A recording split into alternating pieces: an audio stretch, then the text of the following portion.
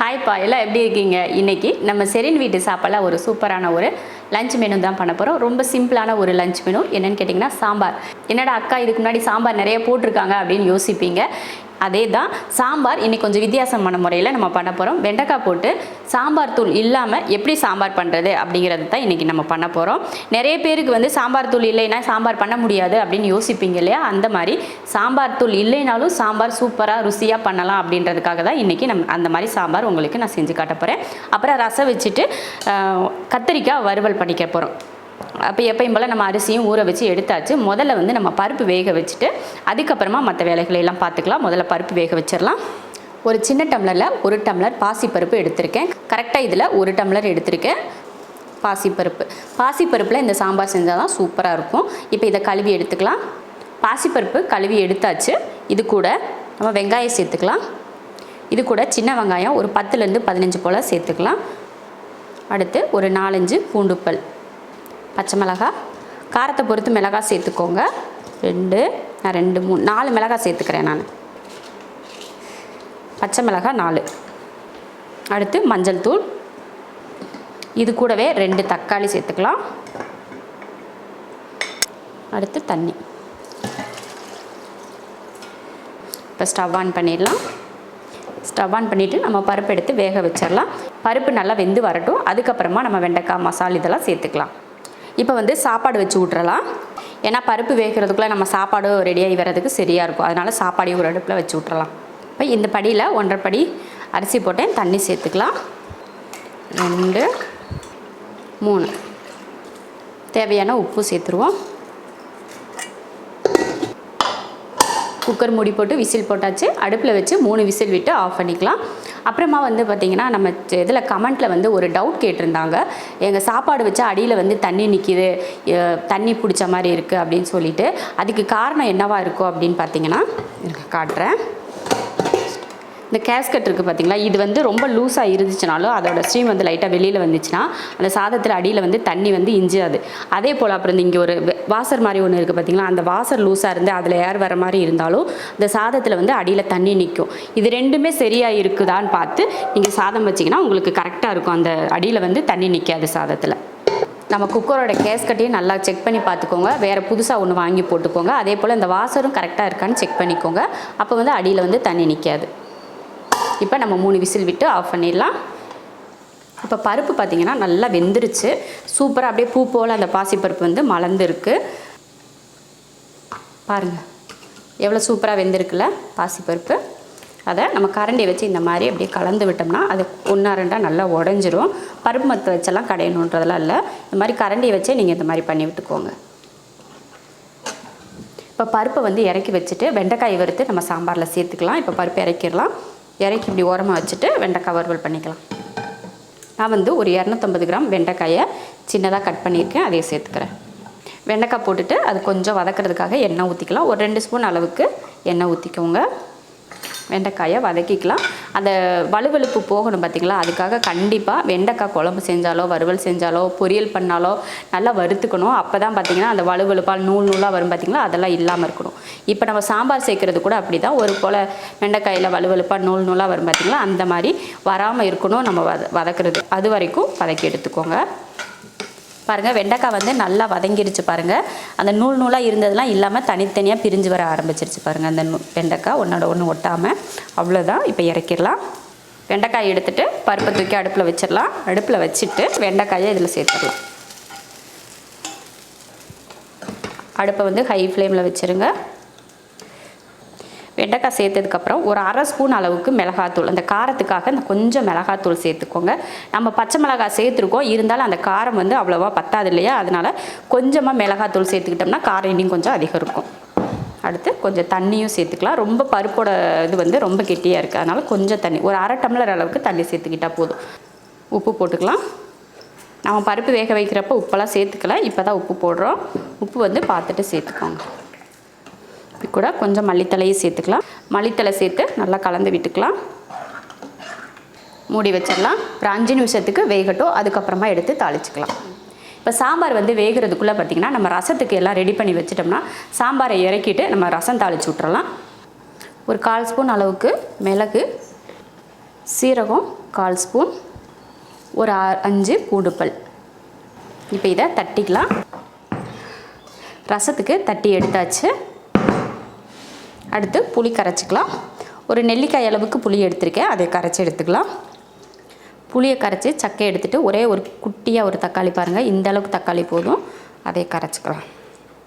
இந்த தக்காளிக்கு இந்த ரசத்துக்கு வந்து ரொம்ப அதிகமாக தக்காளி சேர்க்கணும், கம்மியாக சேர்த்துக்கிட்டால் போதும். அது குட்டியாக ஒரு தக்காளி, அவ்வளோதான். கரைச்சாச்சு. ரசத்துக்கு கரைச்சி வச்சுருக்கோம், தட்டியும் எடுத்து வச்சாச்சு. பாருங்கள், சாம்பார் ஒரு 5 நிமிஷத்துக்கு வேக வச்சோம், நல்லா வெந்துருச்சு. காய் எல்லாமே நல்லா வெந்து கொஞ்சம் பருப்போடு சேர்த்து கட்டியாக இருக்கிற மாதிரி ஆயிடுச்சு. அவ்வளவுதான். இறக்கி வச்சுட்டு தாளிச்சிக்கலாம். தாளிக்கிறதுக்கு ஒரு பாத்திரம் வச்சுக்கலாம். தாளிக்கிறதுக்கு எண்ணெய் காஞ்சதுமே கடுகு உளுந்து, பெருங்காயத்தூள், அடுத்து கருவேப்பிலை, அவ்வளோதான். இப்போ அடுப்பை ஆஃப் பண்ணிடலாம். அடுப்பை ஆஃப் பண்ணிவிட்டு சாம்பாரில் ஊற்றிக்கலாம்.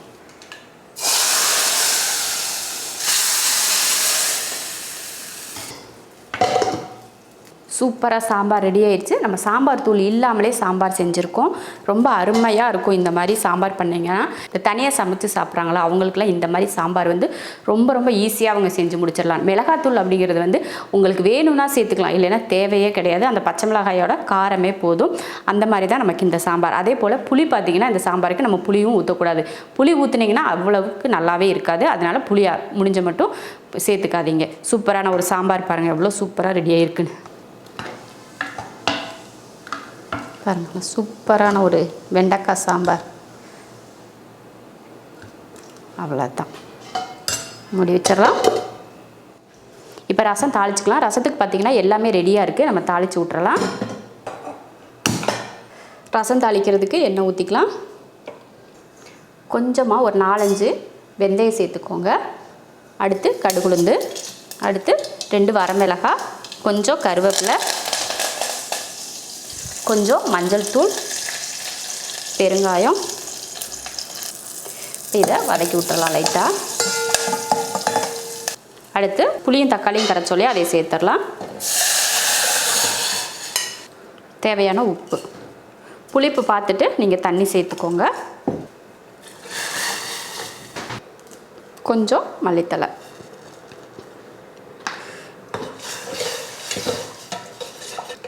ரசம் வந்து கொஞ்சமாக கொதித்து வரட்டும். ரசம் வந்து பார்த்திங்கன்னா நல்லா லைட்டாக கொதிக்க ஆரம்பிச்சிருச்சு பார்த்திங்களா. இப்போ வந்து நம்ம ரசத்துக்கு தட்டினோம் பார்த்திங்களா, அதை சேர்த்துடலாம். சேர்த்துட்டு ஒரு நிமிஷத்துக்கு அடுப்பை சிம்மில் வச்சுருங்க. அப்போ வந்து லைட்டாக அந்த ரசத்துக்கு அந்த புளி தண்ணியோட சேர்ந்து அந்த நம்ம போட்டிருக்க பவுட்ரு வந்து நல்லா ஒரு நுரக்கட்டி வர மாதிரி வரும். அப்போ நம்ம இறக்கிக்கலாம். அவ்வளோதான், பார்த்துக்கோங்க. நல்லா நுரக்கட்டி வர ஆரம்பித்து லைட்டாக கொதிக்கவும் ஆரம்பிக்குது. இப்போ அடுப்பை ஆஃப் பண்ணிக்கலாம். சூப்பரான ஒரு கமகமன் மணத்தோட ரசம் ரெடி ஆயிடுச்சு. இப்போ நம்ம கத்திரிக்காய் வறுவல் பண்ணிக்கலாம். நான் வந்து ஒரு 300 கிராம் அளவுக்கு கத்திரிக்காய் இருந்தது, அதுதான் எடுத்திருக்கேன். இப்போ நம்ம முதல்ல ஸ்டவ் ஆன் பண்ணி வெங்காயம் வதக்கி விட்டுட்டு கத்திரிக்காய் கட் பண்ணிக்கலாம். இப்போ எண்ணெய் ஊற்றிக்கலாம். எண்ணெய் நல்லா காஞ்சதுமே கடுகு உளுந்து, கொஞ்சம் கருவேப்பிலை, வெங்காயம், ஒரு பெரிய வெங்காயத்தை சின்னதாக கட் பண்ணியிருக்கேன், அதை சேர்த்துருக்கேன். இதை கொஞ்சம் வதக்கிக்கலாம். வெங்காயம் பாருங்கள், இந்த அளவுக்கு வதங்கினதுக்கப்புறமா நம்ம கத்திரிக்காய் சேர்த்துக்கலாம். கத்திரிக்காய் பார்த்திங்கன்னா நான் நீல வாக்கில் தான் கட் பண்ணியிருக்கேன்.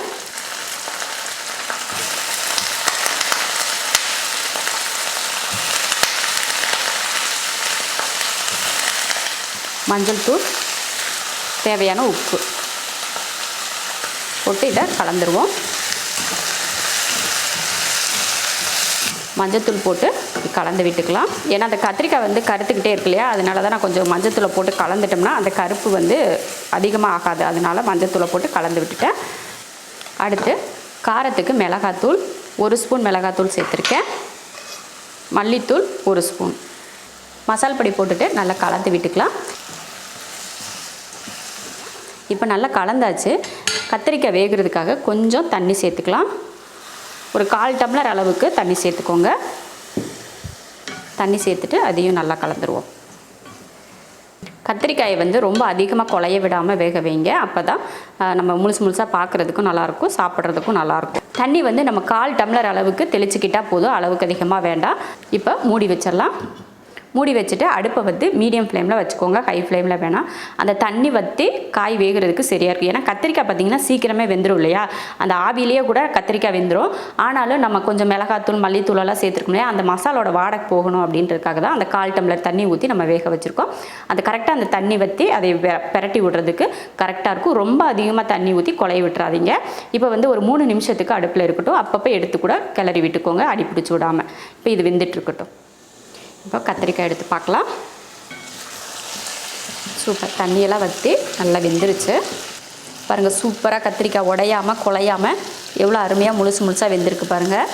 நல்லாயிருக்கும். இந்த மாதிரி கம்மியாக தண்ணி ஊற்றி நீங்கள் அடுப்பை வந்து சிம்மில் வச்சு கூட நீங்கள் வேக வச்சுக்கலாம். சூப்பரான கத்திரிக்காய் வறுவல் ரெடி ஆயிடுச்சு. இப்போ இறக்கி வச்சிடலாம். சூப்பரான கத்திரிக்காய் வறுவல். இப்போ நம்ம சமையல் எல்லாமே முடிஞ்சது. சாப்பாடு, சாம்பார், ரசம், கத்திரிக்காய் வறுவல் எல்லாமே செஞ்சு முடிச்சாச்சு. இப்போ நம்ம பரிமாறிக்கலாம். சாதம், கத்திரிக்காய் வறுவல். கத்திரிக்காய் வறுவல் வந்து நல்ல காரசாரமாக நல்லா குழையாமல் முழுசாக சூப்பராக வந்திருக்கு பாருங்கள். இந்த மாதிரி கத்திரிக்காய் வறுவல் நீங்களும் பண்ணுங்கள். மறக்காமல் இது போல் பண்ணிவிட்டு எப்படி இருக்குன்னு சொல்லிவிட்டு நீங்கள் சொல்லணும். சூப்பராக இருக்கும். இந்த மாதிரி பண்ணுறப்போ நமக்கு குழம்பா சாப்பிட்றத விட இந்த மாதிரி வறுவலாக பண்ணி சாப்பிட்டா இன்னும் ரொம்ப டேஸ்ட்டாக இருக்கும் கத்திரிக்காய். அப்புறம் பார்த்திங்கன்னா சாம்பார் தூள் போடாமல் சாம்பார் பண்ணியிருக்கோம். ரொம்ப டேஸ்டியான ஒரு சாம்பார் இது. வெண்டைக்காய்க்கு பதில் வேறு காய், எந்த காய் வேணாலும் நீங்கள் சேர்த்துக்கலாம் இந்த மாதிரி சாம்பார் பண்ணுறதுக்கு. அதே போல் இதில் மிளகாத்தூள் வந்து உங்களுக்கு இஷ்டப்பட்டால் சேர்த்துக்கலாம், இல்லைன்னா அந்த பச்சை மிளகாய் போட்டோம்லையா அதையோடு சேர்த்துக்கலாம். இந்த மாதிரி சாம்பாரும் சூப்பராக இருக்கும். அதே போல் ரசம் பார்த்திங்கன்னா நம்ம லாஸ்ட்டில் தான் நம்ம மிளகு சீரகம்லாம் அரைச்சோம் இல்லையா, அதை வந்து நம்ம லாஸ்ட்டில் சேர்த்ததுனால இந்த ரசம் வந்து ரொம்ப மணமாக இருக்கும். சாப்பிட்றதுக்கு அவ்வளோ அருமையாக இருக்கும். வெந்தயம் கூட போட்டு தாளிச்சிருக்கோம் பார்த்திங்களா, சூப்பராக இருக்கும் இந்த ரசம்.